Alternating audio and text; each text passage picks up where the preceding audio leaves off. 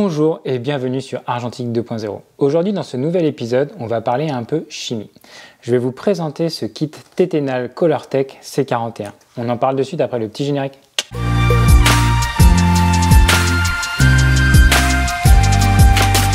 Si vous découvrez la chaîne avec cet épisode, je m'appelle Thomas et c'est moi qui anime le blog et la chaîne YouTube Argentique 2.0. Donc aujourd'hui on va parler chimie, avec ce super petit kit de chez Tetenal pour développer vos négatifs couleurs. Donc c'est de la chimie C41, c'est un kit que j'utilise depuis maintenant pas mal d'années et franchement j'ai toujours été content des résultats et j'ai toujours trouvé le kit relativement facile à utiliser. Il y a juste un petit challenge avec la température mais franchement c'est pas insurmontable. J'ai eu une petite frayeur il y a quelques années quand Tetenal a arrêté de fabriquer le kit parce qu'ils ont fermé leurs portes. Heureusement, ils ont réussi à rouvrir leur chaîne de fabrication et maintenant ce kit est disponible en 1 litre et 2 litres 5. Donc de mon côté, j'ai pris l'option 2 litres 5 parce que c'était plus rentable et parce que j'avais plein de choses que je voulais encore essayer avec ce kit. Effectivement, vous, ça va dépendre du nombre de films que vous avez à traiter et ça va aussi dépendre du nombre de choses que vous voulez essayer, quoi. Donc, pour vous montrer comment ce kit fonctionne, il m'a fallu une pellicule. Donc voilà, on va utiliser une pellicule négative couleur, une Fuji sans ISO toute simple, qui est la pellicule de base que j'aime utiliser avec ma machine à souvenirs. Donc ça, c'est le petit appareil photo que j'emmène partout, que je balade en voyage pour les repas de famille, etc. C'est la petite machine à souvenirs. Donc je ne sais plus ce qu'il y a sur cette pellicule, je ne sais plus quand est-ce que je l'ai commencé, donc on verra bien. Si tout se passe bien, je vous montrerai les petits résultats à la fin de la vidéo et en attendant, pour vous montrer comment ça marche, on va aller dans mon tout nouveau labo salle de bain. C'est parti, on y va. Donc me voici dans mon super nouveau labo avec mon kit Tetenal Colortec C41. Maintenant, qu'y a-t-il à l'intérieur de cette boîte? Donc dans ce carton, nous avons 6 petites bouteilles et la notice. Donc c'est parfait, on va pouvoir commencer. Moi de mon côté, c'est un kit que j'utilise quand même régulièrement. Donc j'ai déjà fait mes petits mélanges pour un développement précédent. Mais je vais quand même vous montrer comment faire les mix et dans quelles proportions. Tout d'abord, on a 6 bouteilles pour 3 bains. Donc en fait, il y a plusieurs produits qui vont aller ensemble dans un seul bain. Et le premier, en fait, pour le premier bain, il y a 3 bouteilles. Donc là, on va les mélanger en prenant une éprouvette et un verre mesureur. Et là, en fait, on vérifie dans la notice. Donc pour faire 1 litre, il va me falloir 400 ml. Moi, je prends de l'eau déminéralisée. Comme ça, j'ai toujours quand même une bonne régularité. Je sais que ça ne dépend pas de la pureté ou quoi que ce soit de mon eau du robinet. Donc je prends de l'eau déminéralisée. Donc là, il me faut 400 ml d'eau déminéralisée. Ensuite, 200 ml du premier mélange. Donc, j'utilise mon éprouvette graduée. Ensuite, je balance dans mon verre mesureur. Je prends aussi 200 ml de la deuxième partie que je verse dans mon verre mesureur, plus encore 200 ml que je verse aussi là-dedans. Je mélange avec en général mon thermomètre et je mets dans la première bouteille pour mon premier bain.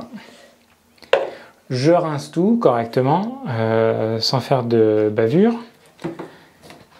Et on va préparer maintenant le deuxième produit, donc le Blix.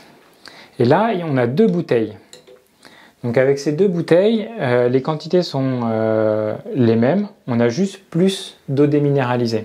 Donc on prend encore 200 ml de la première partie, plus, on n'oublie pas de mettre dans le petit pot, plus 200 ml encore de cette deuxième partie.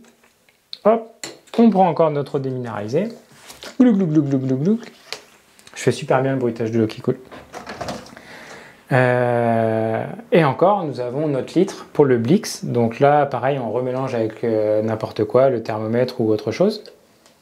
Et on verse dans notre deuxième bouteille, impeccable. On rince encore tout bien, etc. pour pas mélanger les produits. Et notre dernier bain, celui-là, c'est le stabilisateur. Donc celui-ci, c'est encore 200 ml pour préparer 1 litre. Donc on met 200 ml de stabilisateur. Hop, dans notre verre mesureur. Et là, effectivement, on complète encore avec de l'eau déminéralisée. L'eau déminéralisée, c'est encore plus important pour le dernier. Parce que c'est effectivement le dernier bain pour le film. Donc c'est mieux de ne pas avoir de traces blanches ou pas de pollution calcaire ou quoi que ce soit. Une fois qu'on a ce dernier bain, on le met aussi à chauffer avec les autres. Hop. Et voilà, donc maintenant on a nos 3 bains qui sont prêts. Il ne reste plus qu'à mettre la pellicule dans la cuve et ça va être parti pour notre développement avec le préchauffage.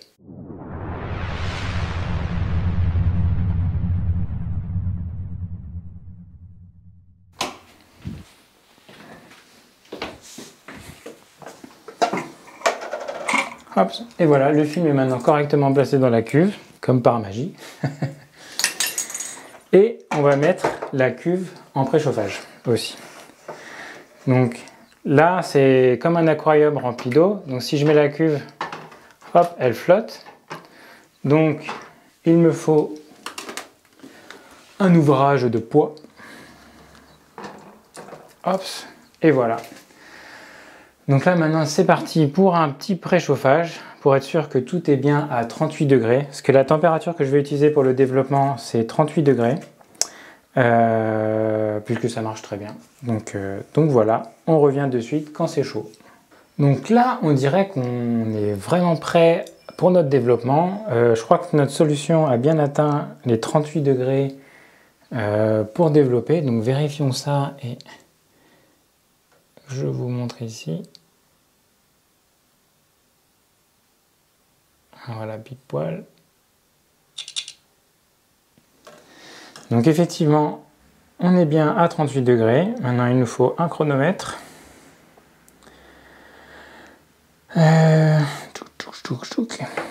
Voilà, on est prêt avec notre chronomètre. Ben voilà, on va s'y mettre. Hein. Donc du coup, on retire notre gros pavé.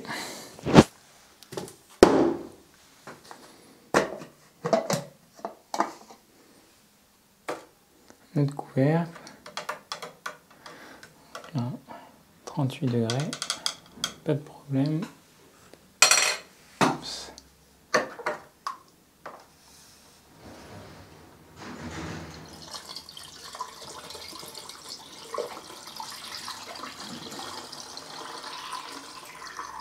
On lance le chronomètre en parallèle. Oups. Et c'est parti pour 3 minutes 30. Donc quand on commence avec le kit frais, c'est plutôt 3 minutes 15. Mais là, comme j'ai déjà développé 3 films avec, je suis sur la base de 3 minutes 30. Donc ça c'est pareil, hein, c'est bien décrit dans la notice, il y a vraiment le petit tableau, vous avez vraiment toutes les indications, pas de problème. Donc on est bien parti pour 3 minutes 30 avec ce révélateur chromogène. Donc là j'ai un petit accessoire comme celui-ci qui me permet en permanence de faire tourner le film, parce que là du coup c'est rotation permanente. Donc j'ai pas encore une super machine qui le fait pour moi, donc c'est rotation à la main. Donc en fait vous tournez en permanence, gentiment, pas comme un barbare, et on y va gentiment pour pas faire sortir le film de la bobine. Si jamais vous y allez trop fort, vous risquez effectivement que le film, avec les effets du liquide sur le film, fasse une telle force que ça fait sortir le film de la bobine.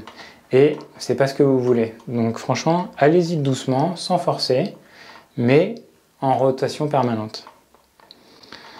Donc là, ça avance vite. Bon, je vous épargnerai quand même les 3 minutes 30 au montage. Hein. Je vais être cool. Donc j'aime bien ces bouteilles aussi, parce qu'elles ont un gros goulot. Et ça permet, quand on remet le liquide dedans, bah, on n'a pas besoin d'utiliser un entonnoir. On peut le faire directement de la cuve à la bouteille, sans problème. Donc là, on arrive près des 3 minutes 30. Bon, je vais d'abord retirer mon couvercle sur l'autre.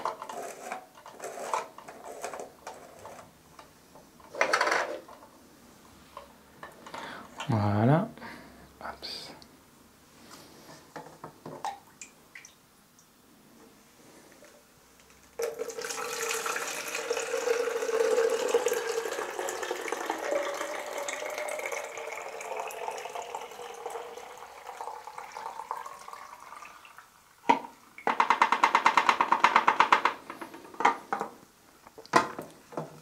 Là, vous pouvez remettre le couvercle, le bon couvercle, pour éviter toute pollution si jamais il y a des petits splitch qui viennent de l'autre bouteille. Hop.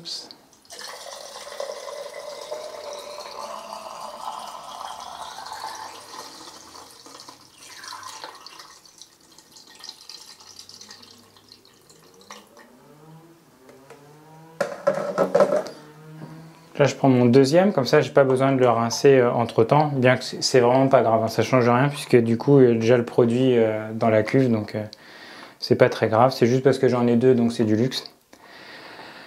Si jamais vous prévoyez de refaire un autre développement derrière, bah, vous pouvez remettre le bain dans la cuve pour qu'il reste à température. Sinon, bah, vous pouvez le laisser à l'extérieur pour qu'il commence à refroidir gentiment, il n'y a pas de problème. Donc là, on est parti pour au moins 6 minutes. Donc avec le deuxième produit, il y a quand même une odeur qui est beaucoup plus forte. Donc là, c'est vrai que c'est bien de le faire dans une pièce qui est bien ventilée parce que ça a tendance à vraiment pas sentir bon. Et puis ça doit pas être très bon pour les poumons. Donc le premier produit servait à développer le film. Le deuxième produit sert à nettoyer le film, donc à vraiment faire en sorte qu'il n'y ait plus que l'image sur le film. Donc là, en fait, le temps du deuxième bain, c'est un minimum. Donc là, c'est minimum 6 minutes, mais vous pouvez facilement laisser 50% de plus, ça pose aucun problème en fait. Là, je me dis quand même, après quelques minutes, que ce serait bien d'avoir une machine rotative, parce que là, je commence vraiment sérieusement à avoir un problème à l'épaule. Il y a aussi un petit problème de position, hein. J'ai fait dans la salle de bain pour vous montrer que vraiment, on pouvait faire ces développements n'importe où. Mais ça peut donner des positions qui sont vraiment pas confortables. Donc là, 6, donc là on y est largement. Donc là maintenant, après le deuxième bain, on va faire le lavage. Donc ça c'est un lavage que vous pouvez faire à l'eau du robinet, hein. Il n'y a pas besoin d'avoir de l'eau déminéralisée pour ce lavage-là. Puisqu'en fait ce ne sera pas le dernier bain. Hop.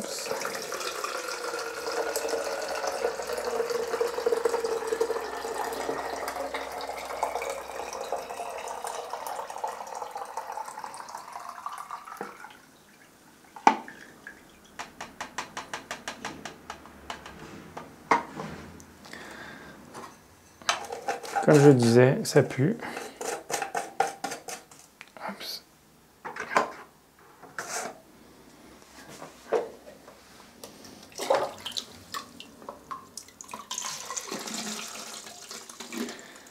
Donc là, on est parti pour 3 minutes de lavage en changeant l'eau toutes les 30 secondes. Donc vous pouvez changer l'eau moins souvent, mais essayez quand même de faire au moins 6 lavages.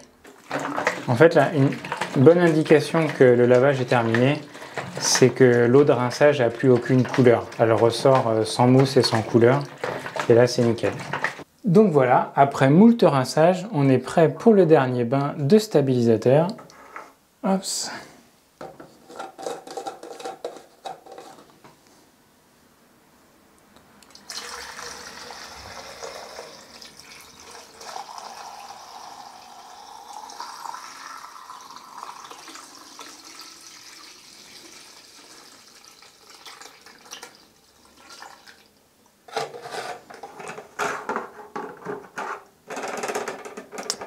Et oui, ça flotte.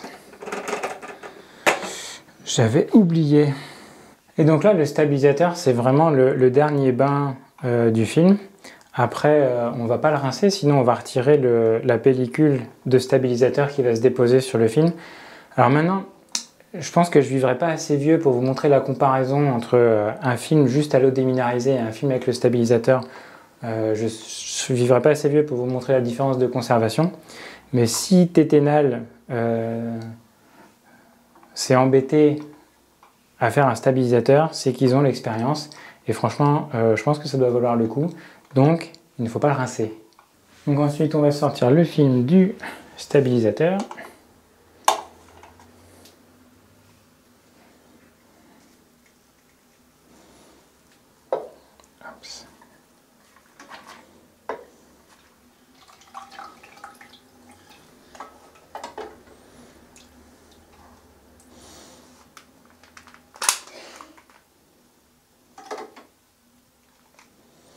Magnifique.